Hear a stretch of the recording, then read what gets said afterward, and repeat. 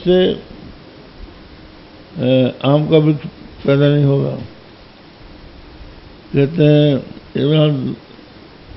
वाचस्पति मिश्र ने कहा है कुटज के बीज से वेद की उत्पत्ति नहीं हो सकती। तो क्या बात है कि उसी बीज से उस वृक्ष की उत्पत्ति होती है। ये नियम क्यों है? क्योंकि वो उसमें है पहले से। तो तुम कैसे कह रहे हो कि उसमें वो नहीं है? तो जिसमें जिसका प्राग भाव होता है, तो प्राग भाव नाम का एक पदार्थ है, लोगों ने मान लिया। तो मिट्टी में घट का प्राग भाव है, इसलिए मिट्टी से घट उत्पन्न होता है। तो इसी तरह से अज्ञान, हम भी कहेंगे अज्ञान जो है वो अभाव रूप है, लेकिन उसमें जो द्वैत माने प्रमाता प्रमाण प्रमेय, इनकी उत्पत्ति हो जाती है। तुम्हें क्या आपत्ति? तुम भी तो वैसे मानते हो। ये उन्होंने शंका की, शंका पर शंका है। तो तत्प्रागभाव कथम न द्वैतम जनेत इत्याशंक तद्दृष्टान्ता असम्यत्य असतो का अकारणत्वम सदृष्टान्त माहो। उस दृष्टांत को न मानकर असत का अकारणत्व दृष्टांत के साथ कहते हैं। ना सदीति नहीं ज्ञाना भाव अज्ञानम सतो भावस्य वंचस्योपादनम भवितुम अर्हति। अब आगे बढ़ रहे हैं। किन चेतो भी वेदांता नाम ना परोक्षे ब्रह्मणि प्रामाण्यम संभवति। कहते हैं कि क्या चित्त भी, चेता मान चित्त है ना, किंच इतो भी, ओह इधर मिलाना पड़ेगा। हाँ, किंच इतो वेदांताना परोक्षे ब्रह्मणि प्रामाण्यम संभवति क्या? मैंने इस कारण से भी वेदांतों का अपरोक्ष ब्रह्म में प्रामाण्य नहीं है। न संभवति न संभवति वाक्य प्रसूत मति इंद्रिय जन्य जीवत नाथा परोक्ष जननी भवितुम समर्था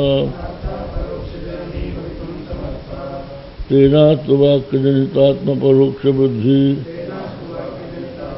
बुद्धिर भ्रांति सदा जनतया अनुभवे परोक्षे।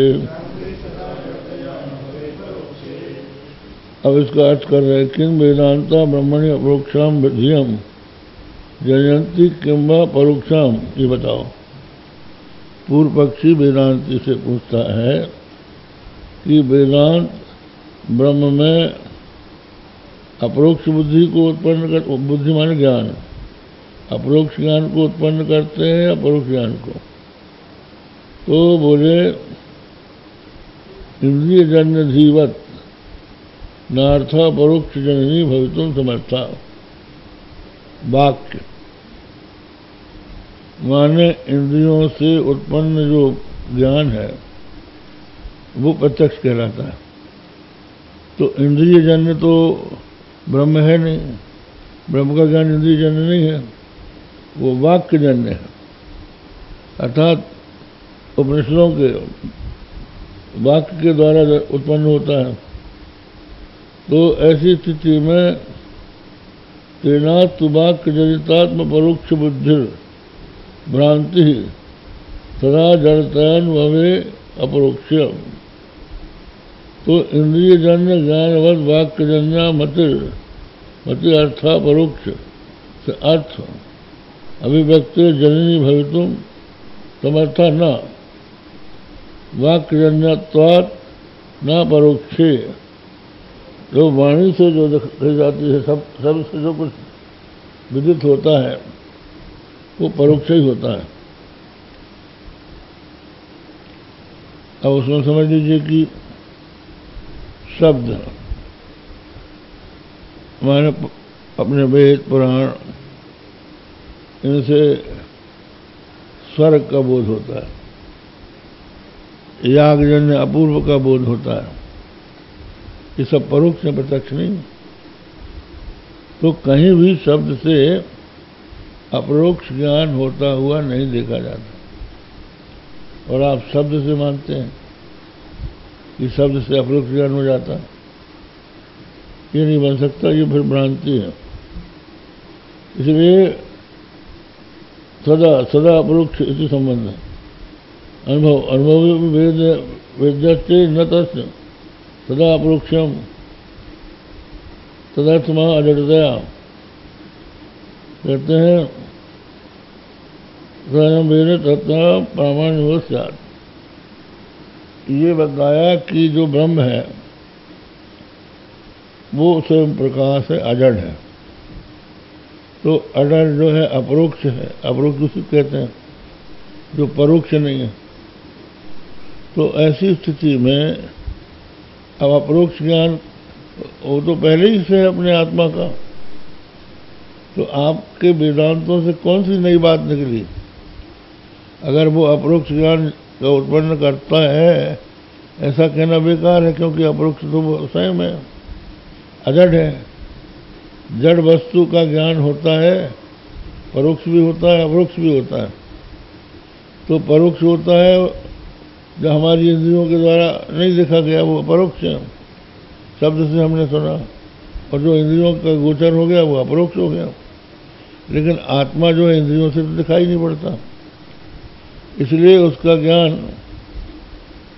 परोक्ष हो ही नहीं सकता। हाँ, उसका ज्ञान परोक्ष अगर होता है तो किसी काम का नहीं, और अपरोक्ष होता है, अपरोक्ष बन नहीं सकता, क्योंकि वो जड़ नहीं है। इसलिए वो सदा अपरोक्ष है। अनुभव वेद्य, और फिर अनुभव भी अगर वेद्य हो तो सदा अपरोक्ष है, अजडतया। तथा च वेदांता नाम तत्व प्रामाण्यो स्यात्। वेदांत उसमें प्रमाण नहीं।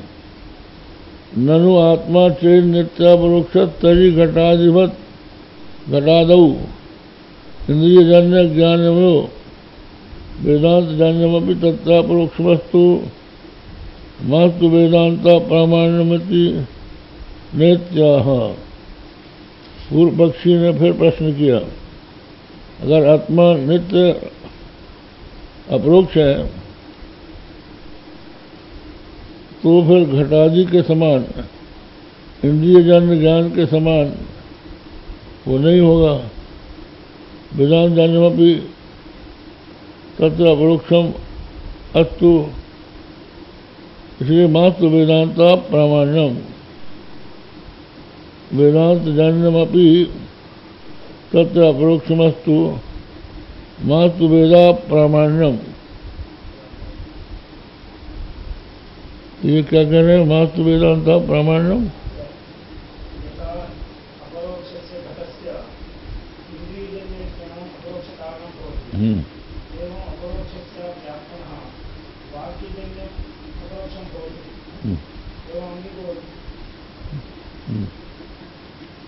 तो फिर वेदांत का प्रमाण कैसे हो गया?